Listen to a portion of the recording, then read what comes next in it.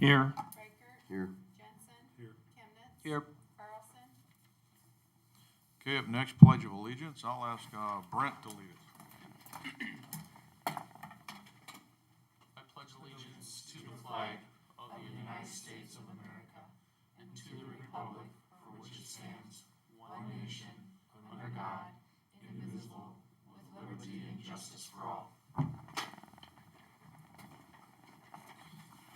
Okay, we have one order of business, approve change order number 1 for the airport taxi lane and apron project.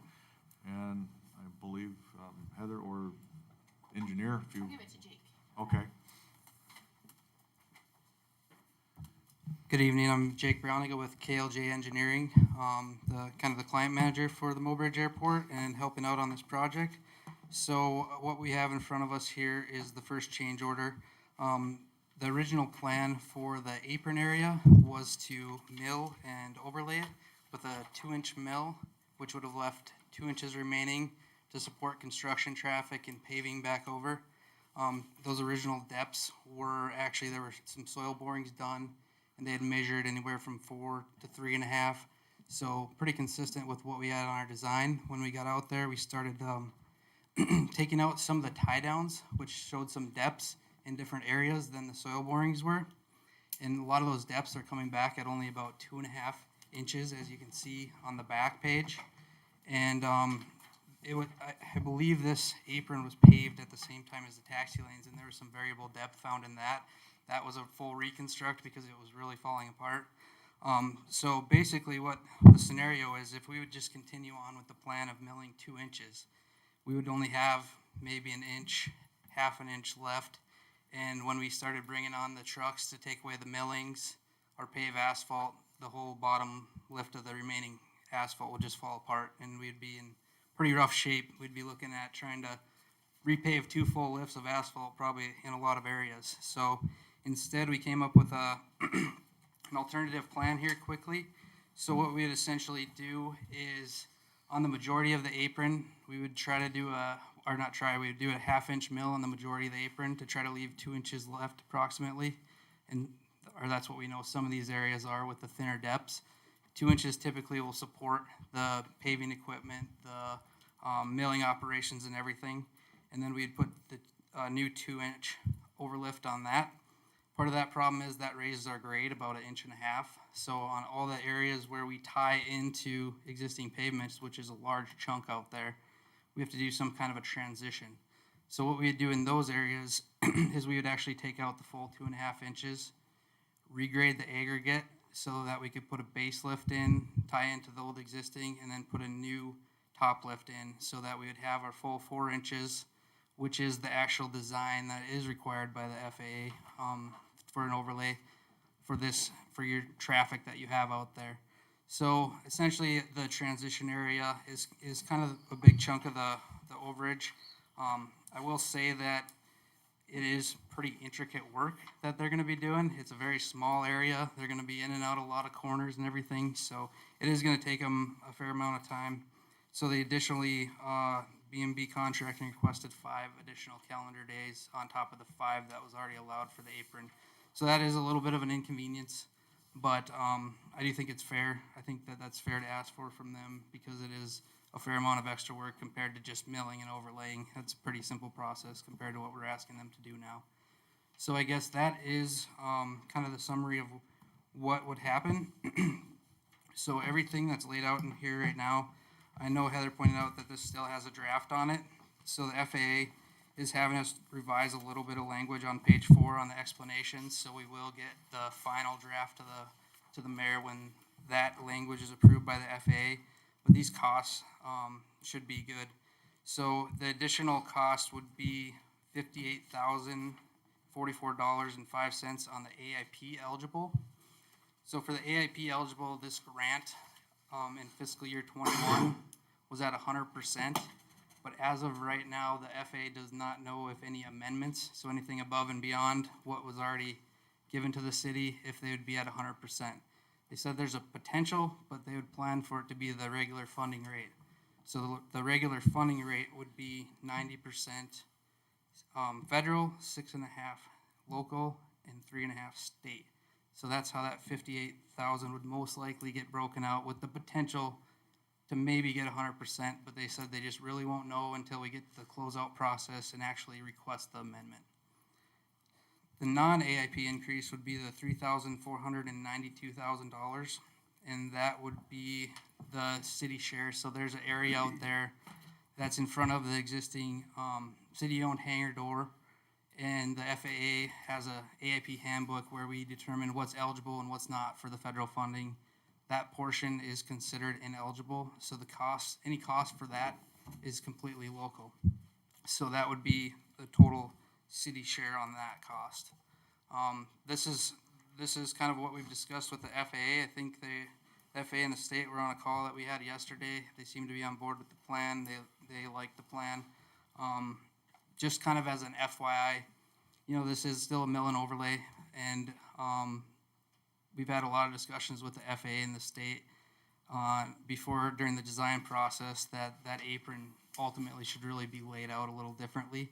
So this is like about a 10-year design life is what this is. So just so everybody's aware of what we're doing out there, it's not a 30-year design. So I think we're gonna still be getting a pretty good product for what we had, and in some cases we're actually gonna be getting a better product, because we thought we had 4 inches out there everywhere, and we didn't, and now we will, to support your traffic. So I guess that's kind of an explanation, trying to give you guys as much information as I can, but if you have any questions, I'm sure open to them. Does anybody else have any questions, comments? So now the scheduling for the airport, because during these 10 days, the airport will be closed, just so everybody is aware of that as well.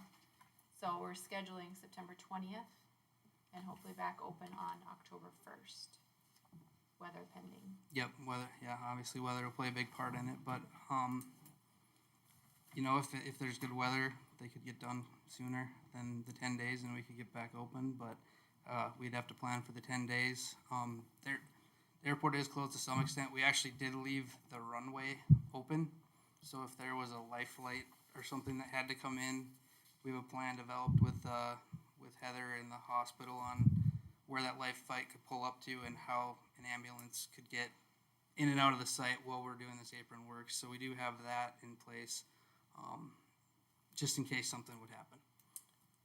That 4 inches that they're putting down, that'll support a significant amount of weight then, like a truck or small traffic or small? So we design it all off of aircraft loads. So what we do is we go in there and essentially input all the different types of airplanes you have. We have ways of tracking those depending on if they're flights that they have instrument and everything. So 4 inches is pretty typical for us, but I mean, yeah, if you have, Fuel I mean, truck or- yeah, the fuel truck and everything like that, that shouldn't be an issue.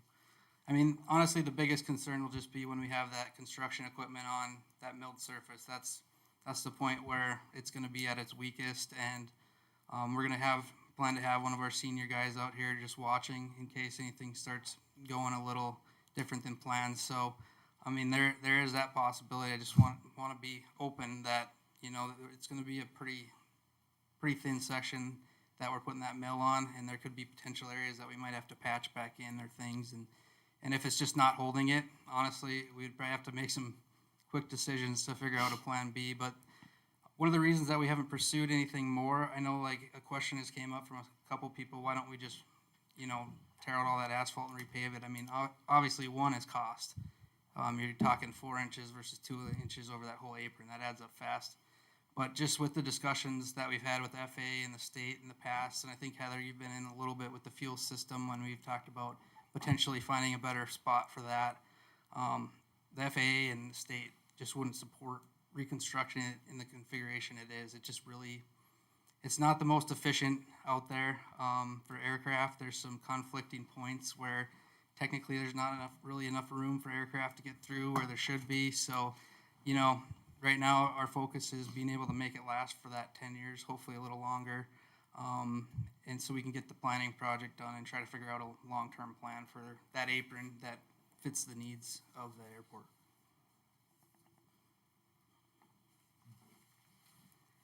Any more questions, comments?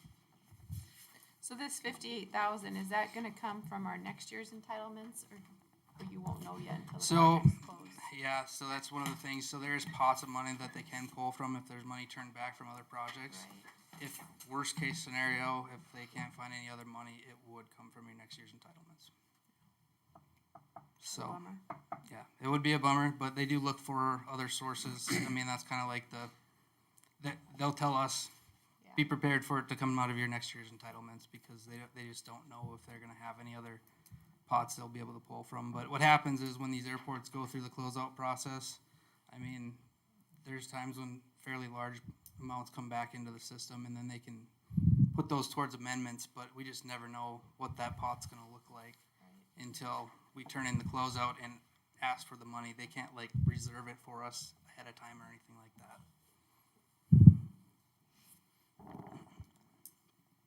Anything else, Heather? I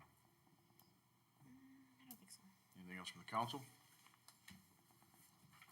Okay, I'll look for a motion to approve change order number 1 for the airport taxi lane and apron project as presented. So moved. Second. Call the roll, please. Landrieu, Yes. Reichert, Yes. Jensen, Chemnitz, Yes. Mound. Yes. Okay. Thank you, Mr. Mayor. I appreciate you guys meeting on short timeline.